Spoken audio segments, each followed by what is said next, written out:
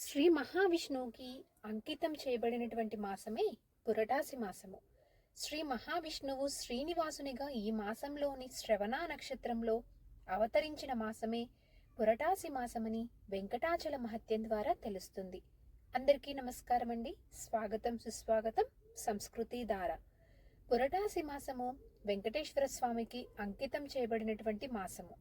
అసలు పురటాసి మాసం అంటే ఏమిటి? ఈ మాసం యొక్క విశిష్టత ఏమిటి? పురటాసి మాసంలో వచ్చేటువంటి తిరుమల శనివారాలు ఈ 2025 సంవత్సరంలో ఏ తేదీ నుంచి ప్రారంభమై ఏ తేదీతోటి ముగుస్తున్నాయి, ఎలాంటి నియమాలు పాటించాలి, ఇలా ప్రతి ఒక్క దాని గురించి ఇప్పుడు ఈ వీడియోలో తెలుసుకుందామండి. ఈ పురటాసి మాసం అనేది మన తెలుగు వాళ్ళ కన్నా ఎక్కువగా తమిళ వాళ్ళు ఎక్కువగా పాటిస్తూ ఉంటారండి. ఈ మాసంని 12 మాసాలను కలిపి ఒక సంవత్సరం అంటారు. మాసాల పేర్లు తమిళంలో తెలుగులో వేరువేరుగా ఉంటాయి.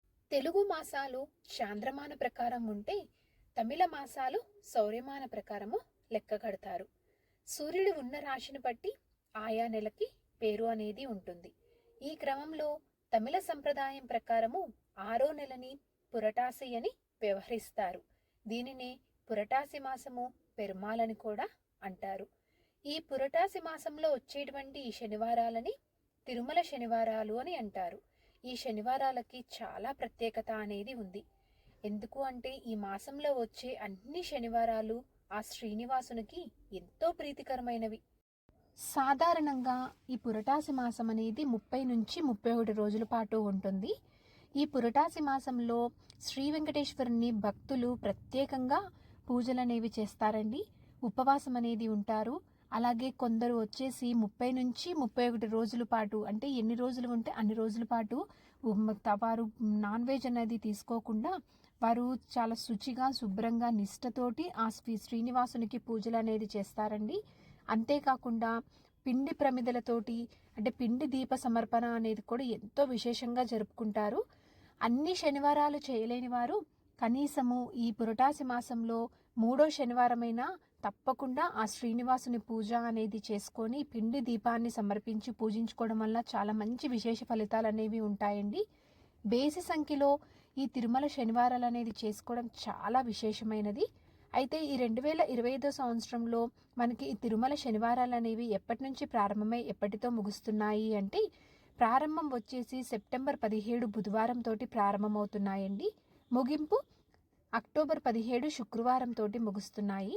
అయితే మనకి ఈ తిరుమల శనివారాలు అనేవి ఎన్ని వచ్చాయి అంటే, మనకి మొత్తం 4 శనివారాలు అనేవి వచ్చాయండి. అవి ఎప్పుడు అంటే సెప్టెంబర్ 20 1వ శనివారము, సెప్టెంబర్ 27 2వ శనివారము, అక్టోబర్ 4 3వ శనివారము, అక్టోబర్ 11 4వ శనివారము, అక్టోబర్ 18 5వ శనివారం వచ్చింది. కాకపోతే మనకి అక్టోబర్ 17 తోటే మనకి పురటాసి మాసం అనేది ముగుస్తుంది కాబట్టి మనకి కేవలము 4 శనివారాలు మాత్రమే వచ్చాయండి. ఈ శనివారాల ఈ తిరుమల శనివారాల ప్రాముఖ్యత ఏమిటి అంటే కనుక, ఈ శనివారాల్లో శ్రీ వెంకటేశ్వరుని ఆరాధిస్తే సర్వదోషాలు తొలగిపోతాయని విశ్వాసము. అలాగే శనిగ్రహ ప్రభావం తగ్గించుకోవడానికి కూడా ఈ శనివారాలు అనేవి ఎంతో శ్రేయస్కరమని చెప్పి పురాణాలలో పెద్దలు తెలియచేస్తున్నారండి.